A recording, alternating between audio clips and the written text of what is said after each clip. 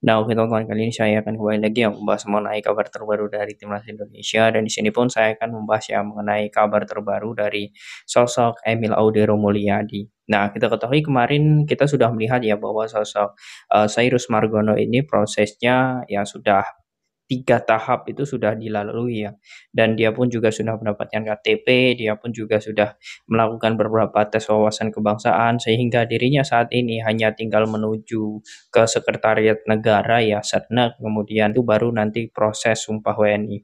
Nah, ada beberapa tahap lagi dan menurut saya ya, jika memang PSSI ini mau mempercepat ya, dan diaspora pun mempercepat, saya yakin untuk sosok Cyrus Margono ini akan selesai sebelum Piala Asia, ya kita doakan saja ya.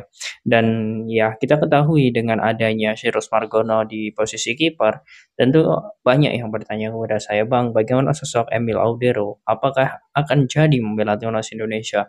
Nah, menurut saya ini pembahasannya sangat menarik yang mengenai sosok Emil Audero. Jangan lupa untuk membangun channel ini teman-teman ya, silakan kalian tekan tombol like, komen, dan juga subscribe serta tekan tombol loncengnya agar kalian mendapatkan notifikasi dari video-video saya selanjutnya.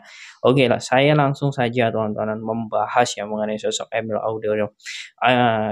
Nah, kita ketahui bahwa Emil Audero ini saat ini sudah fokus ya bersama timnya Inter Milan.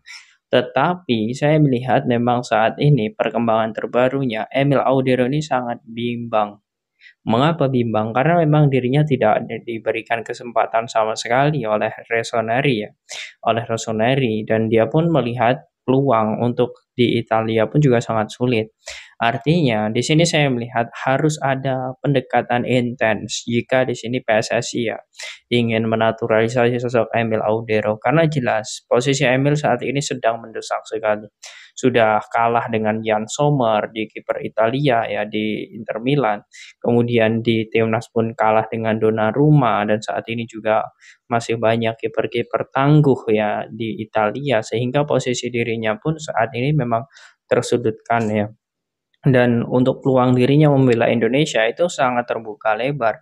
Tetapi yang kita ketahui saat ini Liga Italia sedang berjalan. Kemudian tidak mungkin jika pemain ya seperti sosok Emil Audero posisi kompetisi masih jalan kemudian dirinya harus ke Indonesia, kemudian tes wawasan kebangsaan, interview, kemudian ada beberapa persyaratan yang harus diurus dan dia harus ke sana. Menurut saya itu tidak akan mungkin terjadi karena ini adalah kompetisi dan dia pun juga akan menghargai kompetisi dan juga klub karena dirinya juga dibayar di sana. Artinya sosok Emil Audero ini tidak bisa jika disuruh datang ke Indonesia. Ya karena mungkin faktornya itu teman-teman, karena faktornya itu. Nah, di sisi lain, di sini pun saya melihat sebenarnya kita pun juga sudah punya diaspora, kemudian kita juga sudah punya federasi yang sangat bagus seperti Bapak Erick Thohir, apalagi Pak Erick Thohir juga memiliki relasi bersama Inter. Seharusnya ini bisa dicoba nantinya agar nantinya sosok Emil Audero ini juga segera membela timnas. Ya, menurut saya tidak masalah jemput bola ataupun utusan ya dari PSSI ataupun diaspora itu harus terbang ke Italia. Ya, menurut saya untuk menemui sang agen, kemudian membujuknya, ya menurut saya itu langkah-langkah yang menurut saya harus dicoba. Walaupun sebenarnya saya melihat 2021 kalau tidak salah itu Bapak Hassani Abdul Ghani juga sudah ke sana menemui agen dan akan diberikan jawabannya kurang lebih seminggu. Tapi waktu itu belum ada sama sekali jawaban. Dan saat ini pun ini momen yang tepat karena memang saat ini Emil Audero juga mengakui bahwa sebenarnya jika tidak ada sama sekali peluang atau kesempatan untuk membela ya Italia, tentu dia akan membela Indonesia, negara ayahnya. Apapun yang menjadi kontroversi sebelumnya, menurut saya sosok Emil Audero ini juga sangat perlu. Karena ya memang kebutuhan timnas saat ini sangat mendesak untuk di lini-lini tersebut. Apalagi kita ketahui, kita pernah berhadapan dengan Cina. Oke, secara lini belakang itu sudah teruji ya bagaimana Hernando, kemudian Jordi Amat dan juga Shane Patinama waktu itu. Tetapi ya di sini ya bukan berarti saya menyepelekan Hernando. Saya melihat kalau Hernando ini untuk level ya di tim-tim Asia, ya saya yakin sekali Hernando masih bisa untuk menjadi penenang di lini belakang timnas ya, karena memang save-nya itu sangat luar biasa.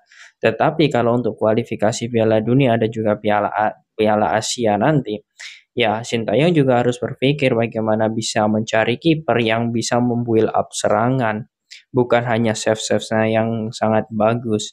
Dan ya menurut saya dengan kompetensi Emil Audero Mulyadi dan juga pengalamannya selama di Eropa, ya ini menurut saya patut ditunggu dan patut dicoba.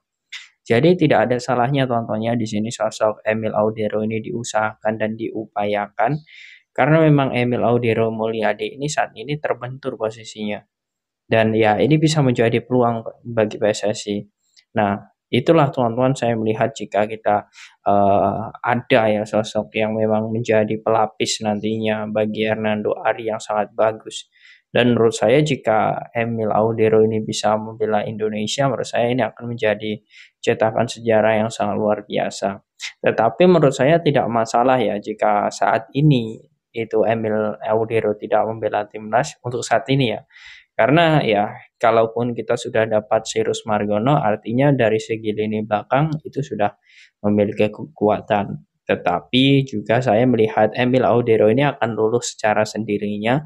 Emil Audero ini akan bisa ya untuk membela timnas tanpa harus pemain ataupun diaspora ini pergi ke Italia, tanpa harus dengan syarat Indonesia harus selalu meningkatkan ranking FIFA, harus bisa bersaing di Piala Asia nanti, atau bahkan di kualifikasi Piala Dunia nanti. Saya yakin Emil ini akan lulus secara sendirinya. Tak perlu kita harus menjemput bola dan lain sebagainya. Tetapi untuk saat ini ya posisi kita harus sadar diri. Kita yang butuh dia gitu kan. Dan banyak pemain seperti Sirus Margono, kemudian Denny van der Heuvel, ya, itu memang harus dicoba oleh PSSI dan semua harus dijajaki. Yang jelas jangan sampai kita di sini anti dengan pemain keturunan karena memang mereka juga memiliki hak yang sama, mereka juga salah satu dari bagian keluarganya itu adalah orang Indonesia dan dia pasti dibesarkan dan tumbuh besar dengan budaya Indonesia. Jadi yang jelas jangan sampai ada dikotomi-dikotomi seperti itu. Dan saya melihat semakin ke sini ya, entah ini feeling saya saja atau memang teman-teman juga merasakan, saya melihat dengan perubahan yang dilakukan Sintayong, makin lama banyak orang atau banyak masyarakat Indonesia itu yang mencintai atau menyukai permainan timnas Indonesia dengan banyak pemain-pemain keturunan. Entah ini feeling saya saja atau memang dari teman-teman semua. Artinya di sini saya melihat bahwa gairah dalam sepak bola itu kembali bangkit setelah sistem atau pola yang dirubah oleh Sintayong dengan membenahi pondasi, kemudian permainan yang taktis. Itu semuanya sudah bagus dan ini terbukti sekali teman-teman. Jadi di sini saya melihat jika sosok Emil, Roy Van Dijk, ya kemudian JIDES dan lain sebagainya itu bergabung, saya masih belum terpikir ataupun saya tidak bisa membayangkan bagaimana euforia dari supporter timnas Indonesia ini akan meningkat drastis.